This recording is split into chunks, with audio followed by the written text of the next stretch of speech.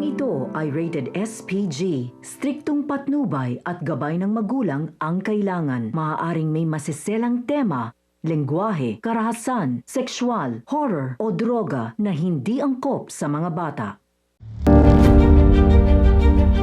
Isang mapagpalang araw mga kapuso, narito ang mga pinakamainit na tagpo sa House of Lies. Pero bago ang lahat, kung bago ka pa lamang sa akin channel, ay huwag kalimutang mag-like, mag-share at mag-subscribe para lagi kang updated sa mga bagong recaps na aking i-upload.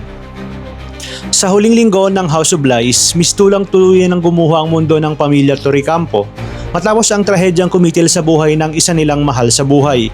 Ngunit kasabay ng kanilang matinding pagdadalamhati ay ang mabilis na pag-init at paggulong ng investigasyon laban kina Thea at Aldrin. Ayon sa mga pulis, lumalabas umano na hindi lamang basta nadamay si Thea sa krimen, kundi isa siya sa mga pangunahing utak sa nangyaring trahedya kasama si Aldrin Del Monte.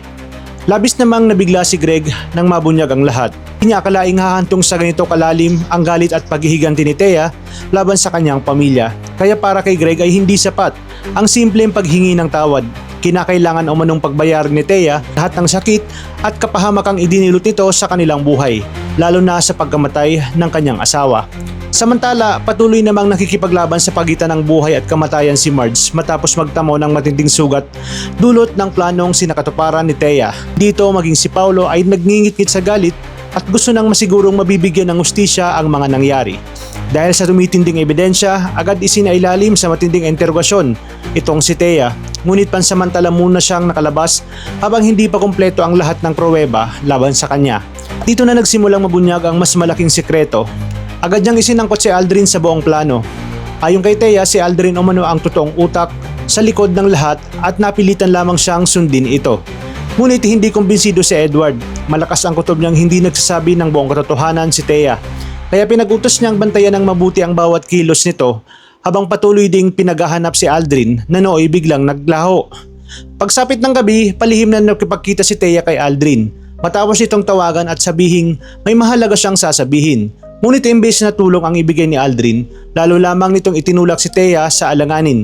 Mahigpit nitong ipinagbili na huwag siyang ididiin sa kaso dahil ayaw niyang masira ang kanyang pangalan. Ngunit hindi na napigilan ni Thea ang kanyang galit. Iginiit niya na pareho silang may kasalanan at pareho nilang ginusto ang pagbagsak ng mga Torrecampo. Dahil dito ay nagsimula ng mag-init ang kanilang pagtatalo hanggang sa tuluyan ng mawala ng kontrol ang sitwasyon. Habang nagwawala at desperadong humihingi ng tulong si Thea, nagpasa si Aldrin na iwanan na lamang siya upang iligtas ang kanyang sarili. Ngunit ilang sandali lang ay isang rumaragas ang sasakyan ang biglang sumalpok kay Thea. Sa lakas ng pagkakabangga ay inakala ni Aldrin na patay na ito. Kaya dali-dali siyang tumakas at iniwan ang dugo ang katawan ni Thea. Ngunit hindi alam ni Aldrin na buhay pa pala si Thea. Sa nalalabing lakas nito, agad siyang tumawag kay Edward at nagmakaawang tulungan siya.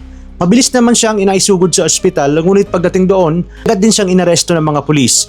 Habang nakakulong, paulit-ulit siyang nakikiusap kay Edward na iatras na ang kaso laban sa kanya. Subalit buo na nga ang desisyon ni Edward.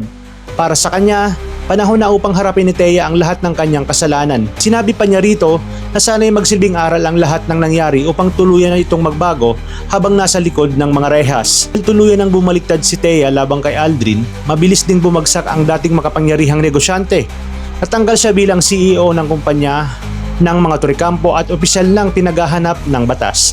Sa sobrang galit at pagkawasak ng kanyang buhay, sinama naman niyang si Walter ang kanyang sinisi.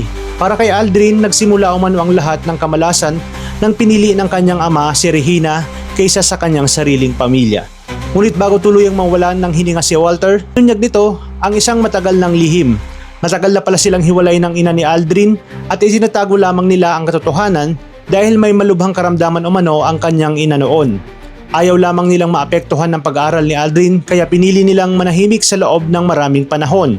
Talagang kapanapanabik ang mga kaganapan sa House of Lies, kaya naman tuloy-tuloy ang pagsubaybay dito.